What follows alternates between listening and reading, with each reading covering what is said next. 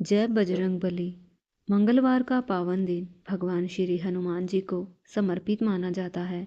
इस दिन श्रद्धा और विश्वास के साथ किया गया हनुमान जी का व्रत भक्तों के कष्ट, भय और सभी प्रकार की बाधाओं को दूर करता है। पवन पुत्र हनुमान जी बल, बुद्धि और अटूट भक्ति के प्रतीक हैं। आइए इस मंगल अवसर पर श्री हनुमान व्रत कथा का श्रवण करें और उनके चरणों में अपनी श्रद्धा अर्पित करें। जय श्री राम, जय श्री हनुमान। एक समय की बात है, एक बुढ़िया थी जो मंगल देवता को अपना इष्ट देवता मानती थी। वह नियम पूर्वक प्रत्येक मंगलवार को मंगल का व्रत रखती और पूरे विधि विधान से मंगल देव का पूजन किया करती थी। उसका एक पुत्र था जिसका जन्म मंगलवार के दिन हुआ था, इसलिए उसे प्यार से मंगलिया कहकर बुलाती थी। वह मंगलवार के दिन ना तो घर की लिपाई पुताई करती थी और न ही पृथ्वी खोदने का कोई कार्य करती थी। एक दिन मंगल देवता उसकी गहरी श्रद्धा और विश्वास की परीक्षा लेने के लिए साधु का वेश धारण करके उसके घर आए। उन्होंने द्वार पर आवाज दी। बुढ़िया ने विनम्रता से पूछा, महाराज क्या आज्ञा है? साधु बोले, मुझे बहुत भूख लगी है, भोजन बनाना है। इसके लिए तू थोड़ी सी पृथ्वी लीप दे तो तुझे पुण्य मिलेगा। यह सुनकर बुढ़िया बोली, महाराज आज मैं मंगलवार का व्रत रखा है, इसलिए चौका नहीं लगा सकती। यदि कहे तो केवल जल का छिड़काव कर दूं। साधु ने कहा, मैं तो गोबर से लिपे चौके पर ही भोजन बनाता हूँ।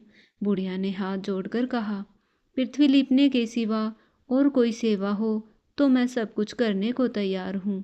तब साधु ने कहा, सोच समझकर उत्तर देना, जो भी मैं कहूँ वह तुम्हें करना होगा। बुढ़िया ने 3 बार वचन दिया कि पृथ्वी लीपने के अतिरिक्त वह हर आज्ञा का पालन करेगी। तब साधु ने कहा, अपने लड़के को बुलाकर औंधा लिटा दे, मैं उसकी पीठ पर भोजन बनाऊंगा।